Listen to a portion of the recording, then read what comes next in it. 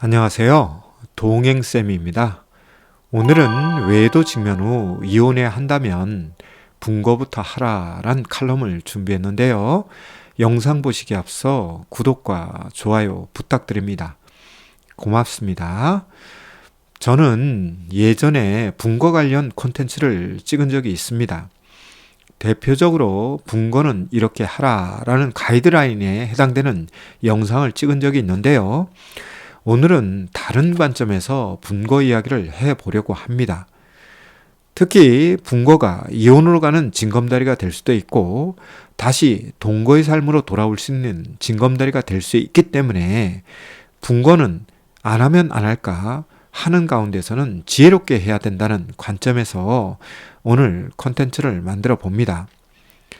먼저 외도와 직면한 외도 부부들은 한 지붕 아래에서 산다는 것이 말처럼 쉽지 않습니다. 왜냐하면 외도 부부들은 어쩔 수 없이 외도 직면 후 감정 노동을 할 수밖에 없고요.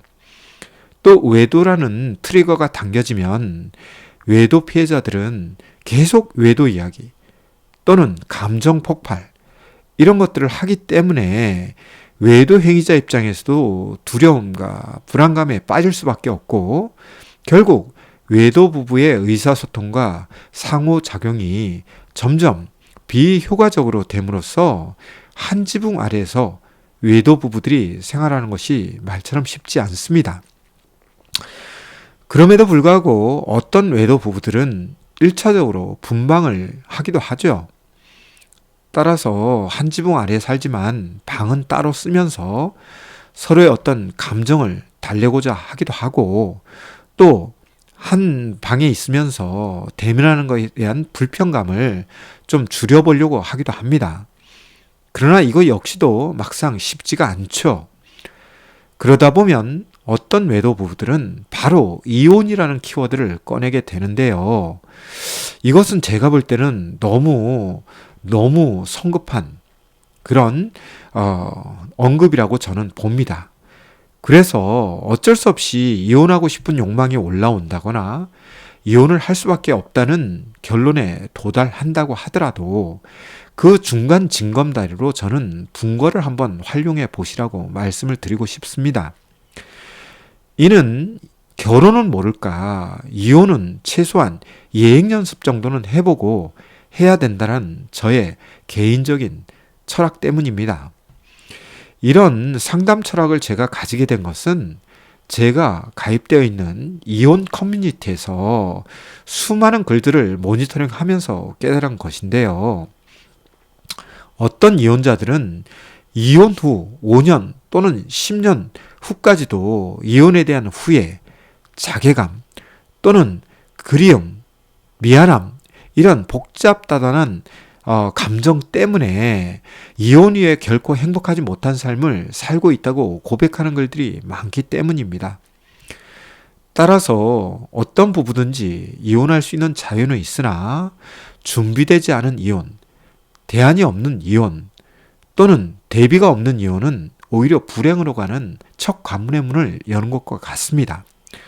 아울러 개인적으로는 자존감이 어떤지 자신감은 어떤지, 효능감은 어떤지, 회복 탄력성은 어떤지, 또 정서적으로 내공과 또 정서 관리는 어떻게 하는지 등등에 대한 체크 없이 이혼부터 하게 될 경우에는 법적 이혼은 성공할지 모르나 정서적 이혼은 실패할 수 있기 때문에 분거란 징검다리를 통해서 내가 과연 이혼을 하면 성공할 수 있는지 아니면 성공에 대한 자신감이 없다면 다시 동거의 삶으로 돌아와야 되는지를 한번 체크해 보아야 한다는 겁니다.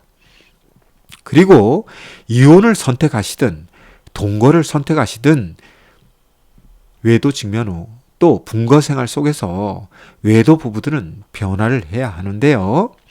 이런 것 없이 분거 생활에서 동거 생활로 돌아온다거나 분거 생활에서 이혼으로 가게 될 경우에 반드시 후회하게 되는 상황이 벌어집니다.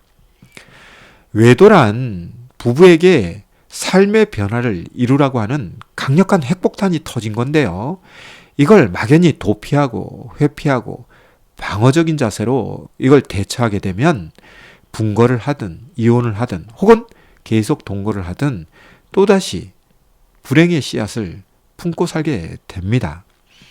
따라서 외도 직면 후 이혼에 대한 두려움도 생기지만 다른 한편으로는 이혼하고 싶은 욕망도 생깁니다. 즉 양가적인 감정이 생기는데요. 어떤 과정이 됐든지 간에 이혼 키워드가 올라온다면 1차적으로는 분거를 먼저 생각해 보시길 바라고요. 만약 분거를 선택했다면 분거의 기간은 짧을수록 좋다고 저는 생각을 합니다.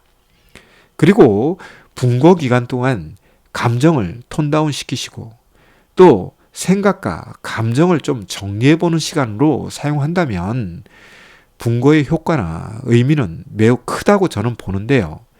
그러지 못한 부부들은 분거 이후에도 의미 없는 분거의 시간을 보내면서 결국은 부부 사이에 유리벽이 생기게 만듭니다.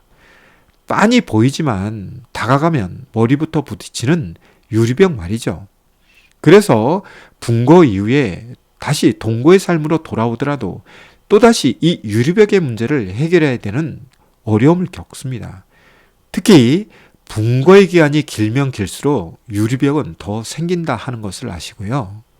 분거 기간은 되도록이면 짧게 협의하시고 합의하셔서 하시되 그 분거 기간이 완료되었을 때는 다시 연장하는 방법으로 분거의 기간을 조금씩 늘려가는 것은 좋으나 처음부터 1년 혹은 기약 없는 분거를 하시는 것은 오히려 더 역효과가 난다는 말씀을 드리면서 외도 직면 후 어쩔 수 없이 이혼을 해야 한다면 분거란 징검다리를 잘 활용하시고 만에 하나 이혼을 선택하시든 다시 동거의 삶을 선택하시든 이 분거 기간 동안 개인적으로든 또는 부부가 부부 상담이나 외도 상담 혹은 이혼 상담이나 개인 상담을 받는 것은 분거를 아주 효과적으로 사용하는 방법이라는 걸 말씀드리면서 오늘 내용이 유익했다면 구독과 좋아요 부탁드립니다.